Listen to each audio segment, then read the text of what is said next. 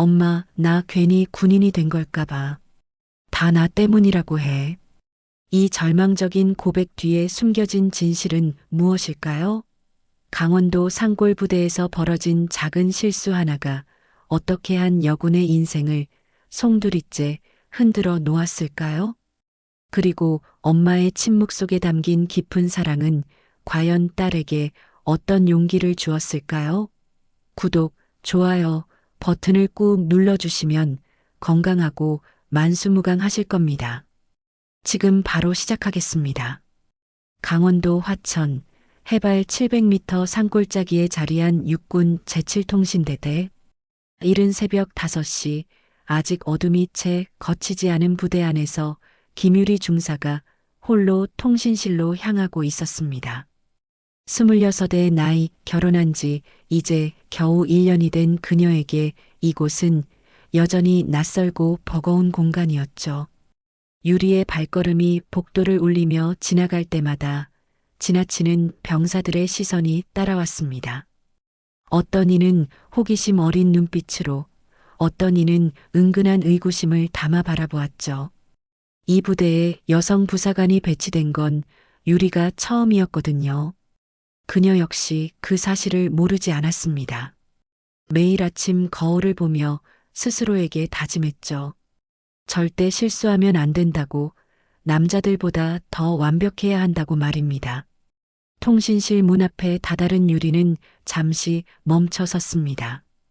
깊게 숨을 들이마시고 어깨를 곧게 펴고는 문을 열었죠.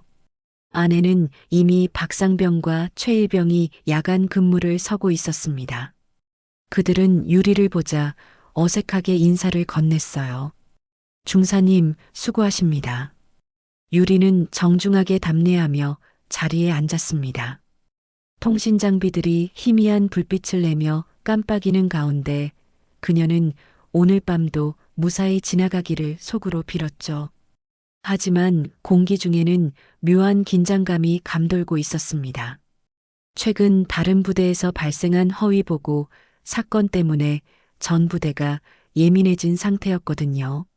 무전기에서 잡음이 섞인 목소리가 흘러나왔습니다. 경계 초소에서 보내오는 정시 보고였죠. 유리는 능숙하게 응답하며 상황을 점검했습니다. 결혼 전 통신 전문 교육을 받았던 그녀는 이런 업무에 상당한 자신감을 가지고 있었어요. 하지만 동시에 마음 한구석에는 항상 불안감이 자리하고 있었습니다. 여자 부사관이라 더 꼼꼼해야 한다는 말을 얼마나 많이 들었는지 모릅니다. 처음에는 격려의 의미로 받아들였지만 점점 그 말이 부담으로 다가왔죠. 실수하면 안 된다는 압박감, 항상 증명해야 한다는 무게감이 그녀의 어깨를 짓누르고 있었습니다. 창밖으로는 이제 막동이 트기 시작하는 산자락이 보였습니다. 고요한 새벽 부대 안에서는 오늘 하루도 평온하게 시작되는 듯했죠. 하지만 유리는 알지 못했습니다. 이 평범해 보이는 새벽이 그녀의 군 생활을 완전히 뒤바꿀 사건의 시작이 될 거라는 걸 말입니다. 2장 마이너스 사건의 발단 인사이팅 인서던트. 새벽 6시 30분 정시 암구 확인 시간이 다가왔습니다. 유리는 평소처럼 무전기 앞에 앉아 준비를 마쳤죠. 오늘의 암구호는 장벽 9-378이었습니다. 지휘관의 성함 장벽구 대령과 숫자, 조합으로 이루어진 간단한 코드였어요. 무전기에서 지지직 잡음이 들리더니 초소의 목소리가 들려왔습니다. 통신실, 여기는 제1초소. 정시 암구호 확인 요청. 유리가 응답하려는 순간 옆에 있던 박상병이 갑자기 앞으로 나서며 무전기를 잡았습니다. 신입 병사인 그는 선임으로서 솔선수범하고 싶었던 것 같았어요. 하지만 그 순간 긴장한 나머지 치명적인 실수를 저지르고 말았습니다. 제1초소, 여기는 통신실. 오늘의 암구호는 장로키 -378. 순간 통신실 안이 얼어붙었습니다. 유리의 얼굴이 새하얗게 변했죠. 박상병도 자신이 방금 무슨 말을 했는지 깨달으며 손으로 입을 막았습니다. 지휘관의 성함을 장벽구가 아닌 장록희라고 잘못 불러버린 것입니다. 아, 죄송합니다. 다시 장벽구 -378입니다. 하지만 이미 늦었습니다. 초소에서는 당황한 목소리로 재확인을 요청했고 그 과정에서 무전기 채널이 꼬이면서 다른 초소들까지 혼선이 빚어졌어요. 설상가상으로 그 순간 지휘관인 장벽구 대령이 새벽 순찰을 나와 있던 상태였습니다. 유리는 재빨리 상황을 수습하려 했지만 이미 여러 초소에서 문의가 쏟아지기 시작했어요. 암구 확인 절차가 꼬이면서 전체 경계 체계에 혼란이 생긴 것이죠. 평소 같으면 간단히 넘어갈 수 있는 실수였지만 최근 다른 부대의 허위 보고 사건으로 인해 모든 절차가 극도로 민감해진 상태였습니다. 삐잉 마이너스 경보음이 울리기 시작했습니다. 비상 상황은 아니었지만 통신 혼선으로 인한 상황 점검 명령이 내려진 것이었어요. 박상병은 얼굴이 파랗게 질려 벌벌 떨고 있었고 최일병은 어쩔 줄 몰라 하며 유리만 바라보고 있었습니다. 쿵쿵쿵 마이너스. 복도에서 군화 소리가 급하게 다가왔습니다. 장벽구 대령이 직접 통신실로 뛰어오고 있는 소리였어요. 유리의 심장이 쿵쾅거렸습니다. 자신이 직접 실수한 것은 아니었지만 통신실 책임자로서 모든 책임은 그녀에게 있었거든요. 문이 벌컥 열리며 장 대령이 들어섰습니다. 그의 얼굴에는 분노와 당황이 뒤섞여 있었어요. 지금 무슨 일이야? 내 이름을 뭐라고 했다고? 박상병은 말을 제대로 잇지 못하며 버벅거렸고 유리는 재빨리 앞으로 나서 상황을 설명했습니다. 하지만 이미 엎질러진 물이었죠. 더욱이 이 모든 상황이 여성 부사관이 있는 통신실에서 벌어졌다는 사실이 상황을 더욱 복잡하게 만들고 있었습니다. 사건이 발생한 지 2시간 후 부대 전체에 비상 소집령이 내려졌습니다. 모든 장병이 운동장에 집합한 가운데 장벽구 대령의 호통이 산골짜기에 메아리 쳤어요. 최근 타 부대 허위 보고 사건으로 정군이 예민한 상황에서 이런 일이 발생했다는 것은 용납할 수 없다. 유리는 다른 부사관들과 함께 앞줄에 서 있었지만 온몸이 부들부들 떨리고 있었습니다. 비록 자신이 직접 실수한 것은 아니었지만 통신실 책임자로서의 무게감이 그녀를 짓누르고 있었거든요. 더욱이 주변에서 들려오는 수군거림이 그녀의 귀에 생생하게 전해졌습니다. 역시 여자가 있으니까 이런 일이 생기는 거 아냐? 남자들끼리만 있었으면 이런 실수는 없었을 텐데. 통신실에 여자를 배치한 게 애초에 잘못이었어. 속삭이는 목소리들이었지만 유리에게는 마치 확성기로 외치는 것처럼 크게 들렸어요. 그녀는 주먹을 꽉 쥐며 고개를 숙였습니다. 눈시울이 뜨거워졌지만 절대 눈물을 보일 수는 없었죠. 집합이 끝난 후 부대 내 분위기는 급격히 냉랭해졌습니다. 평소 유리와 자연스럽게 인사를 나누던 병사들도 이제는 어색하게 눈을 피했어요. 심지어 같은 부사관들조차 그녀를 대하는 태도가 미묘하게 변했습니다. 점심시간 부사관 식당에서였습니다. 유리가 식판을 들고 자리를 찾는데 평소 함께 앉던 동기들이 은근히 자리를 피하는 게 느껴졌어요. 결국 그녀는 구석진 빈 테이블에 혼자 앉아야 했습니다. 이석훈 중사가 지나가며 작은 목소리로 말했어요. 유리야, 요즘 윗선이 너무 예민해서 그래. 조금만 참아. 위로의 말이었지만 오히려 더 서글펐습니다. 자신 때문에 모든 사람들이 조심스러워하고 있다는 걸 확인시켜주는 말이었으니까요. 유리는 밥을 억지로 넘기며 생각했습니다. 정말 내가 여기 있으면 안 되는 건가? 내 존재 자체가 문제인 건가? 오후 업무 시간 통신실은 더욱 조용해졌습니다. 병사들은 필요한 말 외에는 입을 열지 않았고 유리 역시 말수가 줄어들었어요. 그저 묵묵히 자신의 업무에만 집중하려 했지만 주변의 시선과 분위기가 온몸으로 느껴졌습니다. 저녁 무렵 유리는 화장실에서 우연히 듣게 된 대화에 마음이 무너져 내렸어요. 솔직히 여자 부사관 때문에 일이 더 복잡해지는 것 같아. 맞아. 남자들끼리만 있으면 이런 일 없었을 텐데. 그냥 조용히 뒤에서 행정 업무나 했으면 좋겠어. 유리는 변기에 앉은 채로 두 손으로 얼굴을 감쌌습니다. 목이 메어와 소리가 나올 것 같았지만 간신히 참았어요. 하지만 마음속으로는 벌써 무너지기 시작하고 있었습니다. 자신이 정말로 이곳에서 환영받지 못하는 존재라는 걸 뼈저리게 느끼고 있었거든요. 그날 밤 유리는 침대에 누워서도 잠들 수 없었습니다. 천장을 바라보며 계속 생각했어요. 내가 정말 걸림돌인가? 내가 없었으면 정말 이런 일은 없었을까? 결혼한 지 1년밖에 안 된 남편의 얼굴이 떠올랐지만 이런 고민을 털어놓기에는 너무 무거웠습니다. 사건이 일어난 지 일주일이 지났지만 부대 내 분위기는 전혀 나아지지 않았습니다. 오히려 시간이 갈수록 유리를 향한 시선들이 더욱 차가워져만 갔어요. 마치 그녀가 부대의 골칫거리인 것처럼 여겨지기 시작한 것입니다. 아침 조회 시간이었습니다. 유리가 늘 서던 자리에 섰는데 양옆 동기들이 한 발짝씩 옆으로 비켜서는 게 느껴졌어요. 미묘하지만 분명한 거리두기였습니다. 그녀는 가슴이 답답해져 오는 걸 느꼈지만 표정 하나 바꾸지 않고 정면을 응시했죠.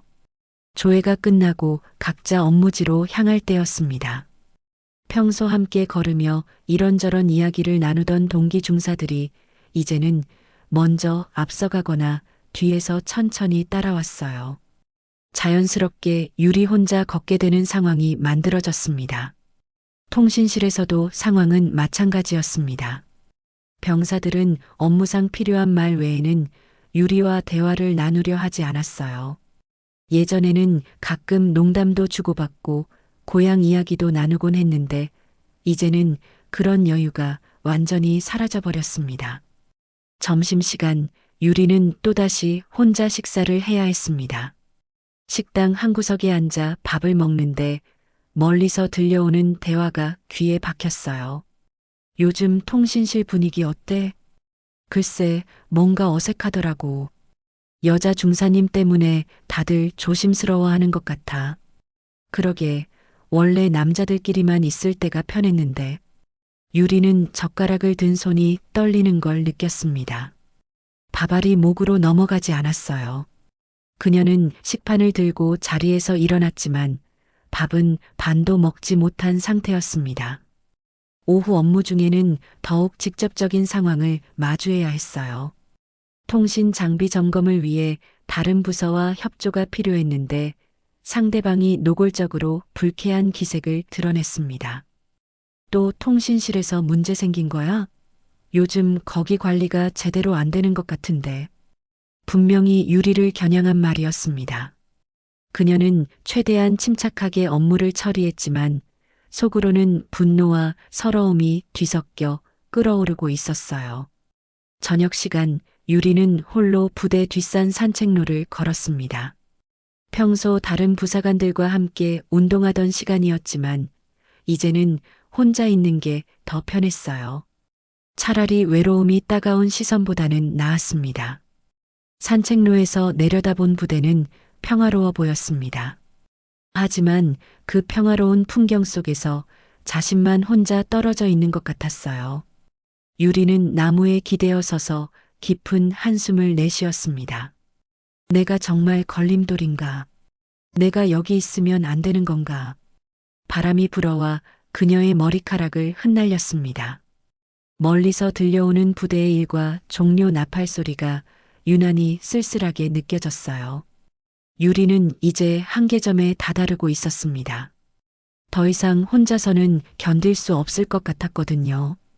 이틀간의 위로 휴가가 나왔습니다. 유리는 부대를 벗어나며 처음으로 안도의 숨을 내쉬었어요. 하지만 그 안도감도 잠시뿐이었습니다.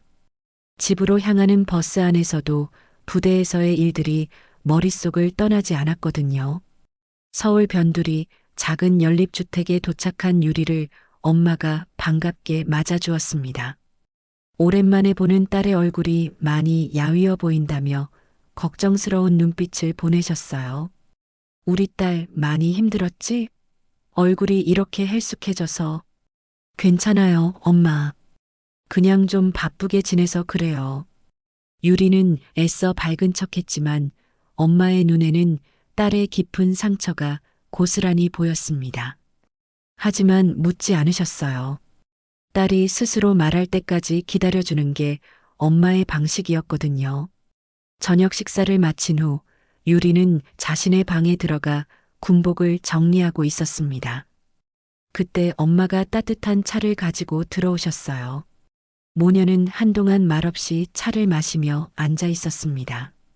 갑자기 유리의 눈에서 눈물이 뚝 떨어졌습니다. 처음에는 한 방울, 두 방울이었지만 곧 참을 수 없는 오열로 변했어요. 그동안 꾹꾹 눌러담았던 모든 감정이 한꺼번에 터져 나온 것입니다. 엄마, 나 괜히 군인이 된 걸까봐. 유리는 엄마의 품에 안기며 울먹였습니다. 26년을 살아오면서 이렇게 무력감을 느껴본 적이 없었어요. 군인으로서의 자존심도 여성으로서의 당당함도 모두 산산조각 난 기분이었습니다. 다 나 때문이라고 해요. 내가 여자라서 내가 있으면 안 된다고. 엄마는 딸의 등을 토닥이며 아무 말도 하지 않으셨습니다. 그냥 조용히 유리의 머리를 쓰다듬어 주며 함께 울어주셨어요. 그 순간 유리는 더욱 큰 소리로 울었습니다. 내가 뭘 잘못했어요? 나도 열심히 했는데, 나도 최선을 다했는데 왜 내 존재 자체가 문제가 되는 거예요? 방 안에는 딸의 울음소리와 엄마의 작은 한숨만이 흘렀습니다. 창밖으로는 가을비가 부슬부슬 내리기 시작했어요. 마치 하늘도 함께 울고 있는 것 같았습니다. 유리는 군복을 바라보며 말했어요. 이 옷이 이렇게 무거운 줄 몰랐어요. 매일 입을 때마다 숨이 막혀요. 내가 정말 여기 있어도 되는 건지 계속 의심하게 돼요. 엄마는 여전히 말이 없으셨습니다. 다만 딸의 손을 꽉 잡고 놓지 않으셨어요. 그 따뜻한 손길이 유리에게는 세상에서 유일한 위로였습니다. 하지만 동시에 더욱 서글펐어요. 이렇게 엄마 품에서만 진짜 자신이 될 수 있다는 현실이 너무 씁쓸했거든요. 그날 밤 유리는 엄마 옆에서 잠들었습니다. 어린 시절처럼 엄마의 품에 안긴 채로요. 하지만 꿈속에서도 부대의 차가운 시선들이 그녀를 따라다녔습니다. 다음 날 아침 유리는 부은 눈으로 잠에서 깼습니다. 엄마는 이미 일어나 아침을 준비하고 계셨어요. 평소와 다름없는 모습이었지만 유리는 엄마의 얼굴에서 밤새 많은 생각을 하셨다는 흔적을 읽을 수 있었습니다. 식탁에 마주 앉은 모녀는 한동안 말이 없었습니다. 유리는 어젯밤 자신이 보인 모습이 부끄러워 고개를 들 수 없었어요. 하지만 엄마는 여전히 아무 말씀도 하지 않으시며 그저 딸이 좋아하는 미역국과 밑반찬들을 정성스럽게 차려주셨습니다. 점심 준비를 하시던 엄마가 갑자기 손을 멈추시더니 유리를 바라보셨어요. 그 눈빛에는 말로 다 할 수 없는 복잡한 감정들이 섞여 있었습니다. 걱정, 안타까움, 그리고 깊은 사랑이 모두 담겨 있었죠. 유리야. 엄마가 처음으로 입을 여셨습니다. 하지만 그 다음 말이 나오지 않았어요. 엄마는 앞치마로 손을 닦으시더니 유리 옆에 앉으셨습니다. 그리고는 말없이 딸의 손을 두 손으로 감싸주셨어요. 그 순간 엄마의 눈에서도 눈물이 흘러내렸습니다. 소리 없이 조용히 흐르는 눈물이었어요. 유리는 그 모습을 보며 가슴이 미어지는 걸 느꼈습니다. 엄마가 우시는 모습을 본 게 정말 오랜만이었거든요. 우리 딸이 왜 이렇게 힘든 길을 가려 했을까? 엄마의 작은 중얼거림이 유리의 가슴을 파고들었습니다. 그 말 속에는 원망이 아닌 순수한 안타까움만이 담겨 있었어요. 딸이 선택한 길을 이해하려 노력하면서도 그 길에서 상처받는 모습을 지켜봐야 하는 엄마의 마음이 고스란히 전해졌습니다. 유리는 엄마의 손을 마주 잡으며 말했어요. 엄마, 미안해요. 걱정 끼쳐드려서. 엄마는 고개를 저으시며 딸의 볼을 어루만지셨습니다. 그 손길이 너무나 따뜻했어요. 어떤 말보다도 깊은 위로가 되었습니다. 그때 엄마가 입을 여셨어요. 유리야, 엄마는 내가 어떤 길을 가든 응원할 거야. 하지만 너무 혼자서만 감당하려 하지는 마라. 힘들 때는 엄마한테 와. 아무 말 안 해도 돼. 그냥 와서 안겨만 있어도 돼. 그 말을 들은 순간 유리는 다시 한번 울음을 터뜨렸습니다. 하지만 이번 울음은 달랐어요. 어젯밤의 절망적인 울음이 아니라 사랑받고 있다는 확신에서 나오는 감사의 눈물이었습니다. 오후 내내 모녀는 함께 시간을 보냈습니다. 특별한 대화를 나누지는 않았지만 그 침묵이 오히려 더 깊은 소통이었어요. 엄마는 딸이 좋아하던 어린 시절 간식을 만들어 주시고 유리는 오랜만에 진정한 평안을 느꼈습니다. 저녁 무렵 엄마와 함께 동네 산책을 나간 유리는 문득 깨달았습니다. 자신이 얼마나 소중한 사람인지, 그리고 자신을 사랑하는 사람이 여기 있다는 걸 말이에요. 부대에서의 차가운 시선들이 전부가 아니라는 것을 다시 한번 확인하게 되었습니다. 휴가 마지막 날 아침 유리는 일찍 일어나 엄마가 주무시는 모습을 조용히 바라보았습니다. 어젯밤 엄마의 눈물이 계속 마음에 남아 있었어요. 그 눈물은 단순한 동정이나 연민이 아니었습니다. 딸을 향한 깊은 사랑과 동시에 딸이 선택한 길에 대한 존중이 담겨 있었죠. 부엌에서 아침을 준비하며 유리는 생각에 잠겼습니다. 엄마의 눈물을 보는 순간 문득 깨달은 게 있었어요. 자신이 지금까지 너무 남들의 시선에만 매달려 있었다는 것을 말이죠. 정작 중요한 건 자신이 무엇을 위해 이 길을 선택했는지 그 초심이었는데 그걸 잊고 있었던 겁니다. 엄마가 일어나셔서 함께 아침을 드시며 말씀하셨어요. 유리야, 엄마가 어젯밤에 많이 생각해 봤어. 내가 군인이 되겠다고 했을 때 솔직히 걱정이 많이 됐거든. 하지만 너의 꿈이었으니까 응원했지. 유리는 숟가락을 든 손을 멈췄습니다. 엄마의 다음 말을 기다렸어요. 지금도 마찬가지야. 힘들다고 포기하라고 말하고 싶지 않아. 대신 이것만은 기억해줘.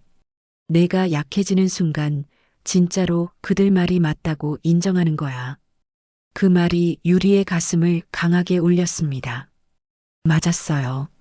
자신이 주저앉는 순간 정말로 여자는 안 된다는 편견을 인정하는 꼴이 되는 거였습니다. 그건 자신만의 문제가 아니라 앞으로 그 자리를 꿈꾸는 모든 여성들에게 영향을 미칠 일이었어요. 엄마가 계속 말씀하셨습니다. 너는 남들에게 증명하려고 군인이 된 게 아니잖아. 내 꿈을 위해서, 내가 원하는 걸 하기 위해서 그 길을 선택한 거지. 그럼 끝까지 해봐. 엄마가 뒤에서 응원할게. 유리의 눈에 다시 눈물이 맺혔지만 이번에는 다른 종류의 눈물이었습니다. 결심의 눈물이었어요. 엄마의 말씀을 들으며 자신이 왜 이 길을 선택했는지 다시 떠올렸습니다. 남들에게 인정받기 위해서가 아니라 자신의 신념과 꿈을 위해서였다는 걸 말이죠. 오후에는 엄마와 함께 동네를 산책했습니다. 평범한 일상의 풍경들이 새롭게 보였어요. 자신을 있는 그대로 받아주는 사람들, 편견 없이 바라봐주는 시선들이 여전히 존재한다는 걸 확인했습니다. 저녁 무렵 유리는 가방을 정리하며 부대로 돌아갈 준비를 했습니다. 마음이 완전히 정리된 건 아니었지만 적어도 도망치지는 않겠다는 결심이 섰어요. 엄마가 마지막으로 말씀하셨습니다. 유리야, 힘들면 언제든 집에 와. 하지만 포기는 하지 마라. 너는 충분히 훌륭한 군인이 될 수 있어. 유리는 엄마를 꽉 껴안으며 대답했습니다. 네, 엄마. 이번에는 정말 끝까지 해볼게요. 내가 여자라서가 아니라 군인이라서 인정받을 수 있도록요. 휴가를 마치고 부대로 돌아온 유리의 모습은 확실히 달라져 있었습니다. 여전히 주변의 시선들은 차갑고 어색했지만 이제 그녀는 그런 시선들에 흔들리지 않았어요. 엄마의 눈물과 격려가 마음속 깊이 새겨져 있었거든요. 그날 밤 11시 야간 근무 교대 시간이었습니다. 유리는 평소보다 일찍 통신실에 도착해 혼자만의 시간을 가졌어요. 무전기 앞에 앉아 오늘의 암구호를 다시 한번 확인했습니다. 태극기 -123. 절대 실수할 수 없었죠. 박상병과 최일병이 들어왔을 때 유리는 이미 모든 준비를 마친 상태였습니다. 그들은 여전히 어색한 표정이었지만 유리는 자연스럽게 인사를 건넸어요. 오늘 밤도 수고 많습니다.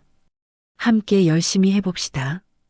병사들이 조금 놀란 듯 했지만 유리의 당당한 모습에 자연스럽게 고개를 끄덕였습니다. 예전과는 분명히 다른 기운이 느껴졌거든요. 자정이 지나고 정시 암구호 확인 시간이 다가왔습니다. 이번에는 유리가 직접 무전기를 잡았어요. 또렷하고 자신감 넘치는 목소리로 응답했습니다. 제일 초소, 여기는 통신실. 오늘의 암구호는 태극기 -123입니다. 완벽한 송수신이었습니다. 다른 초소들과의 교신도 차례대로 깔끔하게 마무리되었어요.